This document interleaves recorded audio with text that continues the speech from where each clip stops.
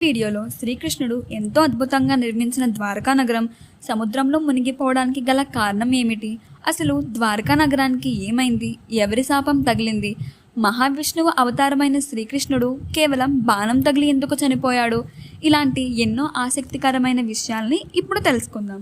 శ్రీకృష్ణుడు కంసుని చంపిన తర్వాత కంసుని ఇద్దరు భార్యలు అయిన హస్తి మరియు ప్రాప్తి వాళ్ళ తండ్రి అయిన జరాసంధుడితో తమ భర్తను చంపిన శ్రీకృష్ణుడి మీద ప్రతీకారం తీర్చుకోమని కోరతారు. అలా కోరగా 18 సార్లు జరాసంధుడు మధురా నగరంపై దాడులు జరిపేవాడు. ఆ దాడుల్లో మధురా నగరపు ప్రజలు చాలామంది చనిపోయేవారు. అలా జరగడంతో వాళ్ళ కోసం శ్రీకృష్ణుడు ఒక సురక్షితమైన నగరాన్ని నిర్మించాలనుకుంటాడు. దానికోసం శ్రీకృష్ణుడు విశ్వకర్మని పిలిచి వాళ్ళ రాజ్య ప్రజల కోసం ఒక సురక్షితమైన ప్రాంతం నిర్మించమని చెప్తారు. దానికి సమాధానంగా విశ్వకర్మ, కృష్ణ, అలా నిర్మించాలి అంటే సముద్రుడు కొంచెం స్థలాన్ని అనగా కొంచెం భూమిని ఇస్తేనే సాధ్యపడుతుంది అని అంటాడు.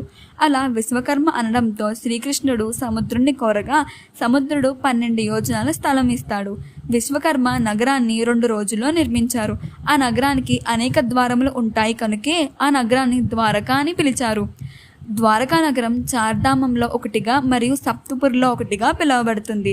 ద్వారకా నగరాన్ని సువర్ణ ద్వారకా అని కూడా అంటారు. ద్వారకా నగరం బంగారపు వజ్ర వైడూర్యాలతో నిర్మించబడింది. ద్వారకా నగరాన్ని శ్రీకృష్ణుడు పరిపాలిస్తూ ఉండేవాడు. ఇంకా ఏ ఆటంకాలు లేవు అని అనుకున్న సమయంలో ఒక పెద్ద శాపం ద్వారకా నగరాన్ని చుట్టుముట్టింది. ఆ శాపం మరెవరిదో కాదు, మహాపతివ్రత అయిన గాంధారిది. పాండవులకు కౌరవులకు మధ్య హస్తినాపుర సింహాసనం కోసం కురుక్షేత్ర యుద్ధం జరిగింది. 18 రోజుల పాటు జరిగిన భయంకరమైన యుద్ధంలో పాండవులు గెలిచారు. 100 మంది కౌరవుల్లో దుర్యోధన తప్ప మిగిలిన 99 మంది కౌరవులు చనిపోయారు. ఇలా జరగడంతో కౌరవుల తల్లి అయిన గాంధారి పుత్రశోకంలో మునిగిపోయింది. ఇది గ్రహించిన శ్రీకృష్ణుడు పరామర్శించడానికి గాంధారి దగ్గరికి వెళ్ళారు. అప్పుడు కోపంతో గాంధారి ఇలా అంది, నీకు ఏమాత్రం నా బిడ్డలను కాపాడాలని ఉంటే కురుక్షేత్ర యుద్ధం మధ్యలోనే ఆపేవాడివి. ఆ మాటలకి శ్రీకృష్ణుడు, మాతా గాంధారి, నీ భర్త అయిన ధృతరాష్ట్రుడు పూర్వజన్మలో ఒక హంస మరియు తన 100 మంది పిల్లల పట్ల ఒక విషయంలో తప్పు చేశారు. ఆ తప్పు యొక్క కర్మ ఫలితమే ఈ జన్మలో తన కంటి చూపును మరియు తన పిల్లలను కోల్పోయారు. కర్మ నుంచి ఎవరూ తప్పించుకోలేము అని అంటారు. ఆ మాటకి గాంధారి ఇలా అంది, నా భర్త తప్పు చేశారు, అది ఆయన కర్మ, కానీ ఏ తప్పు చేయని నాకెందుకు ఇంత పెద్ద శిక్ష వేశావు అని అంటుంది.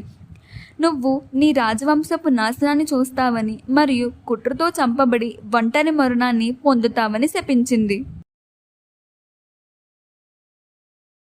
గాంధారి ఇచ్చిన శాపం మెల్లమెల్లగా పనిచేయడం మొదలుపెట్టింది. ఒకసారి యాదవులు మహర్షులను ఇబ్బంది పెట్టడంతో ఆ మహర్షులు శాపం ఇస్తారు. ఆ శాపం వల్ల యాదవులు పరస్పర గొడవలతో కొట్టుకొని చంపుకుంటారు. ఈ సంఘటన తర్వాత శ్రీకృష్ణుడు అడవిలో ధ్యానం చేసుకోవడానికి వెళ్తాడు. జరా అనే వేటగాడు జింకను తరుపుకుంటూ అడవిలోకి వస్తాడు. చెట్టు కింద శ్రీకృష్ణుడు కాలు మీద కాలు వేసుకుని విశ్రాంతి తీసుకుంటూ ఉంటాడు. కదులుతున్న శ్రీకృష్ణుడి పాదాలని దూరం నుంచి చూసిన వేటగాడు అది దాక్కున్న జింక అనుకుని బాణం వేస్తాడు. ఆ బాణం శ్రీకృష్ణుడి ఎడం పాదాలకి తగులుతుంది. జింకను పట్టుకోవడానికి వస్తాడు వేటగాడు. అది జింక కాదు, కానీ కపట నాటక సూత్రధారి అయిన శ్రీకృష్ణుడిని చూసి ఆయన పాదాల మీద పడి బాధతో క్షమించమని కోరతాడు. అప్పుడు శ్రీకృష్ణుడు వేటగాడితో, నువ్వు ఎందుకు బాధపడుతున్నావు? ఎలా జరగాలని రాసిందో అలాగే జరిగింది. ముందు జన్మలో నేను రాముడిని, నువ్వు వాలివి. నేను ఇలాగే దొంగచాటుగా బాణం విసిరి చంపాను. నేను చేసిన కర్మ ఫలితమే ఈ జన్మలో నిన్ను వేటగాడిగా పుట్టించి నన్ను చంపించేలా చేసింది.